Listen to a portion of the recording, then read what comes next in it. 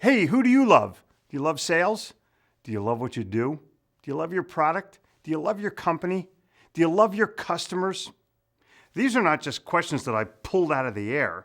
These are questions that directly affect your productivity, your attitude, your income, your success, and your fulfillment, not to mention your longevity at your present job. Many salespeople are reluctant to come to grips with why they are in sales and why they're in their present job. Some salespeople will respond, I'm in it for the money. Some will respond, I need the money. Others will respond, I have bills to pay and debts to overcome. And even more will say, I have a family.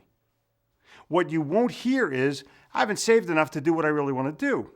And unfortunately, even less are willing to take a risk. If you don't love what you do, you're doing no one a favor by staying in your present position. Your attitude and morale will be negative. You'll be complaining about everything, and you'll be blaming everybody else and their dog for your unhappiness and your inadequacy. And there's a bonus. Your boss will be all over you to increase your numbers. Your customers will be upset about your lack of attention, and in general, you will rise to some level of mediocrity. What are you thinking there, Valentine? Some salespeople hate their job, but stay because they make a lot of money. Clue, worst reason to keep a job is because you're making a lot of money. When money's your motive, it's all about making the sale without regard to building a relationship. A formula for long-term disaster. Oh, you may have some short-term success, but when you're home at night, you're going to be drowning in your misery and television, beer, and anything but preparation for the next day. You can get away with this behavior for a short time, but in the end, you'll be looking in the help wanted section. You know, monster.com. You can't look in the Sunday newspaper anymore because the ads are too small for you to read, but you're hoping for a better opportunity. It's most interesting to me that the salespeople looking for a better opportunity are the very ones not looking in their own backyard. Please reread Russell Conwell's Acres of Diamonds for the full lesson. Most salespeople fail to realize that when they become the best they can be, they will attract the right offers rather than seek them. Let me flip back to the positive side. The purpose of this video is to give you a formula that you can use to figure out if you're in the right place or how to find the right place. Here's the formula. If you're in sales and you love sales, first ask yourself, if I could sell anything, what would I be selling? If the answer to that question is not what you're currently selling, you may have uncovered part of the problem. However, this formula is not about switching jobs immediately. This formula is about becoming the best salesperson that you can be at any job that you commit to, including the one you have right now. If you're going to leave a job for another company, why don't you set the company record for the most sales before you walk out the door? Selling is a lot like running a road race. You don't have to win the race, but you do have to achieve your personal best every time you run one.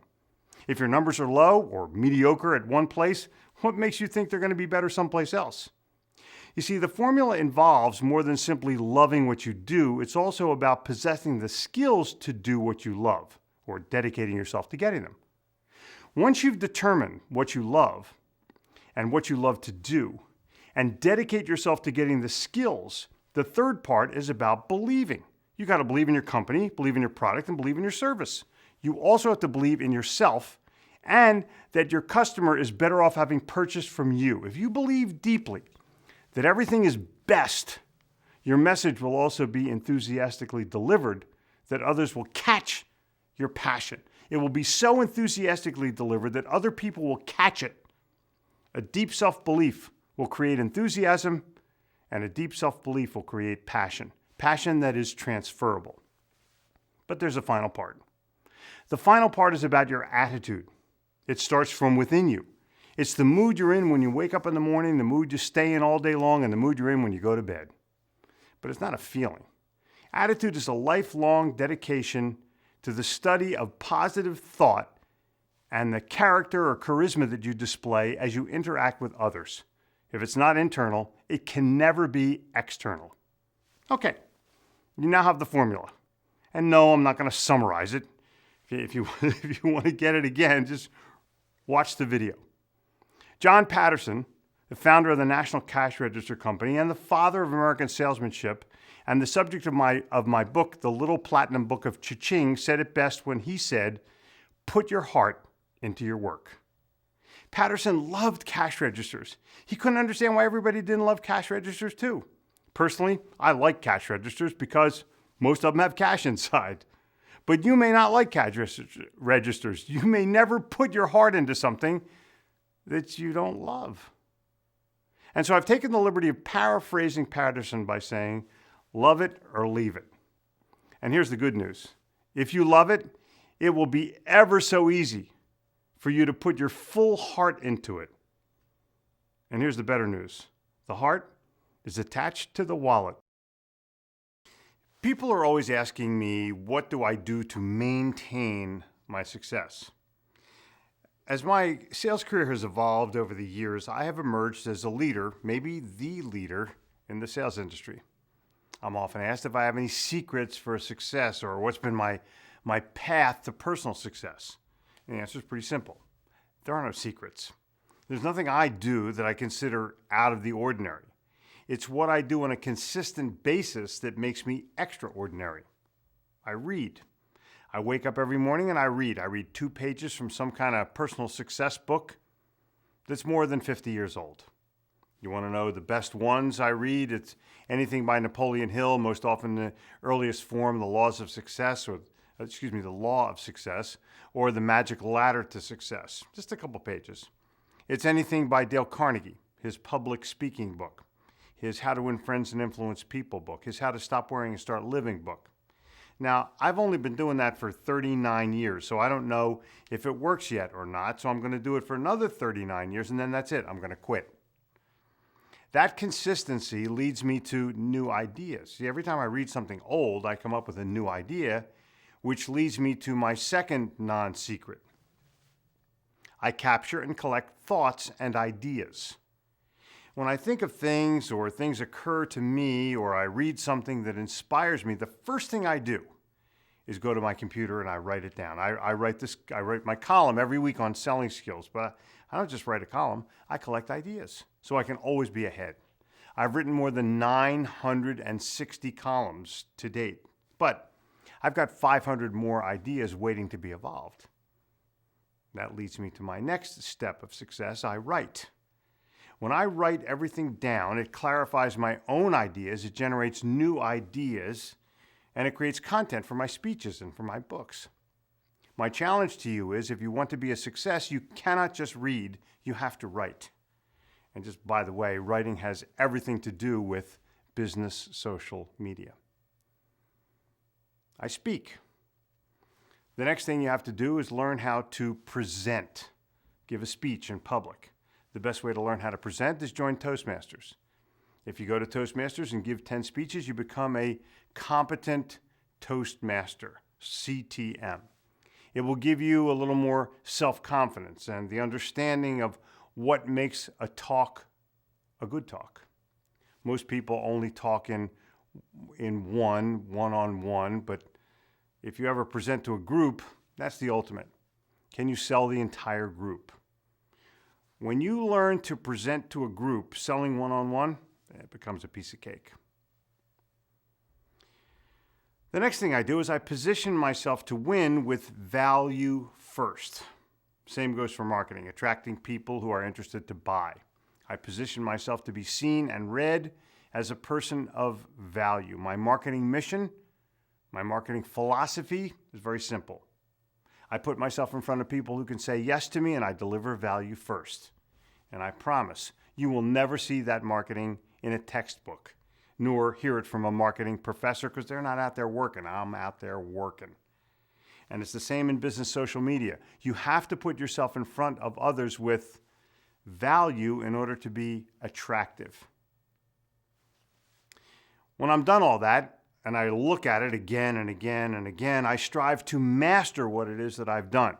There are models that you can use to make sales, and there's all kinds of processes and strategies that you can use. But if you don't have those fundamental elements at your fingertips, you have to be the master of those things, not just the mister of them, not just the Ms. of them. You have to be the master. In order to be the master, you have to study. In order to be that master, you have to practice them daily. In order to be that master, you have to have deep focus and take that internal daily dose so that you can, day by day, become great. But there's kind of a secret for me. I love it. I wake up in the morning and I can't wait to do whatever it is that I've got scheduled that day. Sometimes it's give a speech, sometimes it's write more for my book, sometimes it's interview people, sometimes it's meetings, sometimes it's making a big sales call on a corporate CEO, and sometimes it's standing in front of a camera like this. I love making sales. I try to do 2 or 3 sales calls every week, no matter what, just so I can stay at the top of my game. I don't just teach sales, I make sales. 2 today. It's not one element, but if you only read and you only write or you only speak, that's not quite enough. You have to love what you do, and you have to believe in what you sell, and you have to have the right attitude and enthusiasm to carry everything forward, including yourself.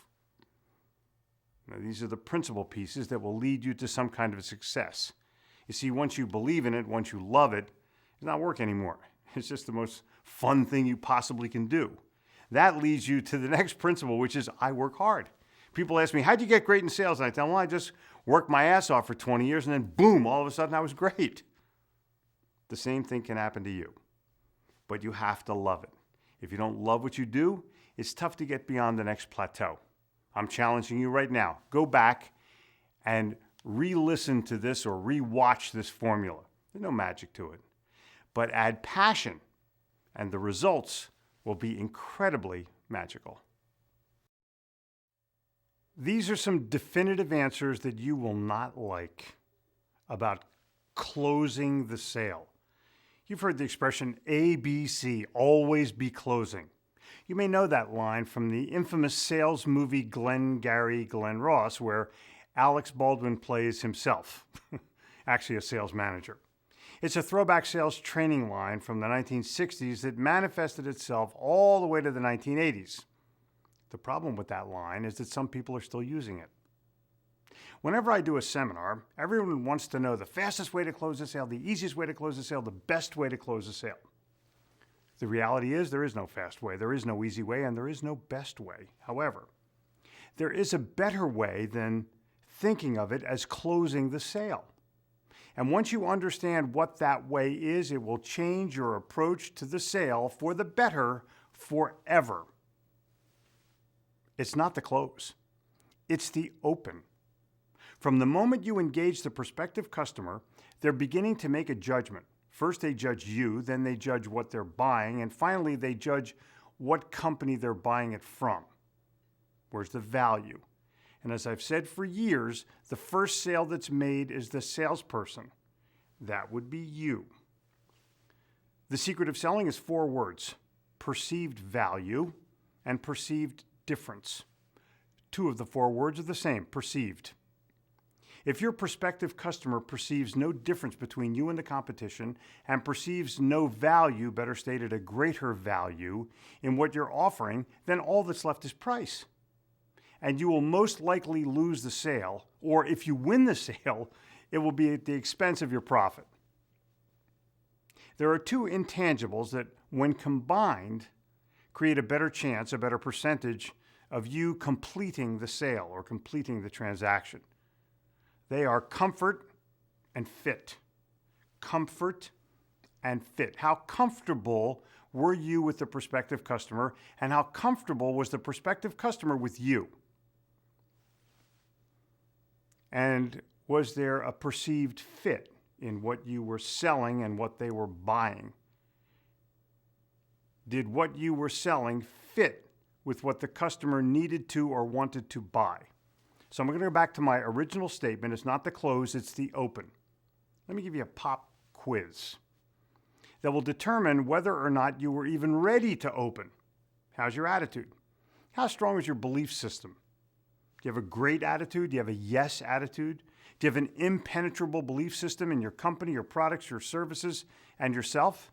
Do you believe that the customer is better off having purchased from you?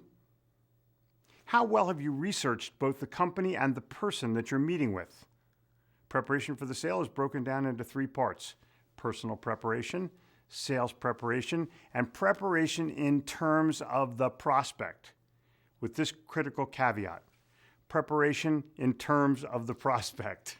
Do you know what their reasons for buying are? Do you know what their motives for buying might be? If you know their reasons and their motives, by definition, you will also know their urgency. And note well, your reasons for selling pale in comparison to their reasons for buying. When you first spoke on the phone with the prospect, was it a friendly encounter? Were you familiar with them? Were they familiar with you? Did you develop any rapport prior to arriving? Do you have anything in common? Prior to your face-to-face appointment or your telephone appointment to complete the sale, and in addition to your preparation, you must have some kind of a goal for the customer to like you, believe you, have confidence in you, and trust you. If those goals are not achieved within the framework of the sales presentation, then completion of the sale will never become a reality. So here's a self-test. Rather than me teaching you a closing question, here are some tough questions that you must ask yourself before, during, and after every presentation that you make. These questions, if answered positively in the mind of the prospective customer, will preclude you from ever having to ask a closing question. In paraphrasing my opening statement, if it doesn't start right, it's not going to end right. How ready were you? How friendly were you? How engaging were you? How different were you? How valuable were you? How compelling were you? How believable were you? How credible were you? How self-confident were you? How relatable were you? And how trustworthy were you perceived to be? Closing the sale is not an action. It's a culmination and a sum total of the elements that make a favorable decision possible. As I've also written in my sales Bible, the close of a sale is a delicate balance between your words and deeds and the prospect thoughts and perceptions, and a sale is always made. Either you sell the prospect on yes or they sell you on no. But here's the secret. You give me a prepared, friendly, engaging, different, valuable, compelling, believable, self-confident, relatable, trustworthy salesperson, and I'll give you a sale every time. Don't close the sale. Rather, complete the sales process and begin the relationship. You see, it is not the responsibility of the salesperson to close the sale. It is the responsibility of the salesperson to earn the sale. It's easy to find and attract great people. All you have to do is be a great person who does great things. In this world, reputation is everything, and it's immediate. Google.com is seen to that. Anything that you do, Mother Google's going to find out about, and she's going to post up on the internet, and that's going to be visible to one of your customers or prospective customers when they go searching for you and your name. If you're a salesperson, you have to have a great reputation. If you're a boss and you're looking to attract people, that's a whole other situation. And you have to put the message out there that you're the greatest by doing great things. Then you become attractive. Attractive wins. I hear managers all the time. I hear owners of businesses all the time. I can't find any good people. There's no good people out there. Let me dispel that myth. There's plenty of good people out there, bub. They're just not working for you. Your past and present hold the key to your future. I'm going to ask the question, where are you going? No, I don't mean where you're going on your next appointment. I don't mean where you're going out to dinner. And I certainly don't mean where are you going when you get to the mall. I'm asking, where are you going in life? That's a big question because it's about your future. Did you miss your quota last month? Last year? How come? Blaming it on the economy? Blaming it on the competition again? What is a quota anyway? A quota is a goal that someone else sets for you. I'm asking, what have you set for yourself? When somebody gives you a quota, why not double it?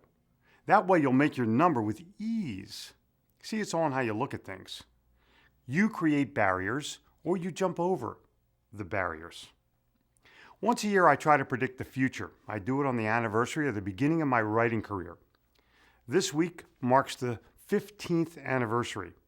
It's always a cause for deep reflection because writing and being published is the fulcrum point of my success. Writing leads to wealth. It's not only about how I've made a name for myself, it's also about the legacy that I'm going to leave for salespeople worldwide and, of course, my children and my grandchildren. Writing is about more than creating new sales information each week that salespeople like you can benefit from. It's about being self-disciplined so that I can clarify my own ideas, which form the basis for my speeches that I give and the books that I write. If you really want to know where you're going, you have to understand where you've been and recognize where you are. Where you've been, or the past, provides you with knowledge and experiences, successes and failures, as well as opportunities and obstacles. Where you are, or the present, is what happened during the past 30 days, what's happening today, as well as what's going to happen within the next 30 days. Where you'll be, or the future, is a combination of your experience, your being open to opportunity, your goals and dreams, your tolerance for risk, as well as your determination and focus. So let me clarify that and break it down into 3.5 easy to digest categories. 1 is once was, 2 is as is, 3 is can be, and 3.5 is become. Once was is the history of your life, the sum total of your knowledge, your wisdom, your experience, your victories, and your defeats. If you look closely at the history of your life, you can see some things that you wanted with all your heart, but you didn't get. At the time, you were devastated, but in retrospect, it seems kind of silly that you ever wanted those things anyway. You can also see some of the things that you were given or that you earned, but once you got them, you quickly lost interest. Most important, you see the things you loved and how they've affected you. You look at the risks that you took and think that if you just had the opportunity to take them again, you might not. All of that brings you to as is. As is where you are today. Are you where you want to be? Are you happy with your lot in life? Are you blaming your lack of success on somebody else or circumstances? Have you found what you're looking for? Do you even know what it is? Some people haven't found what they're looking for, but that doesn't mean you stop looking. I didn't start writing till I was 45 years old. If you're younger than that and you start writing tomorrow, you're going to be 15 years ahead of me. I'm teaching my granddaughter to write. She'll be 50 years ahead of me. As is provides you with your greatest single opportunity. It's how you decide to invest your time and your money. The time to take action is now. The time to risk is now. The time to go for what you want is now.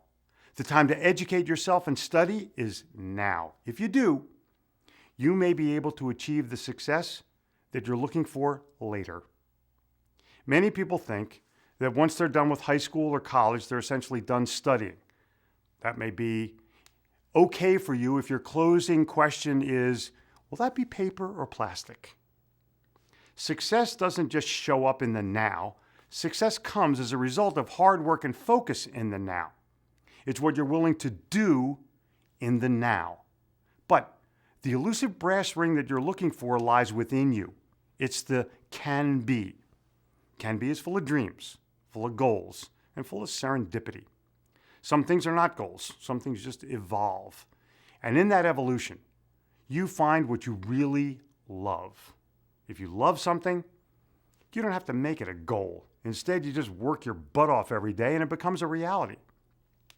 What you do and what you can be is going to be a result of your hard work, your positive attitude, your passion, your focus on achievement, and your drive not to let things stand in your way, even if it means risking what you've got. Many people in their struggle will come to me and say, Jeffrey, you didn't understand. And then they go on and say something about their personal situation, their money, their luck, their spouse, their kids, or whatever. I understand fine. People are afraid to risk what they have in order to go for what they really want. The worst part of not risking is lamenting. Lamenting that you didn't try it, that you didn't go for it, or that you should have done it. Maybe it's time to read or watch The Wizard of Oz one more time and see how it relates to your life. Remember what Dorothy's companions were searching for? Courage, brains, and heart? You've always known the formula. You just haven't used it. And with very few exceptions, you're not in Kansas anymore. And when you combine once was, as is, and can be, the sum total of that is what you will become.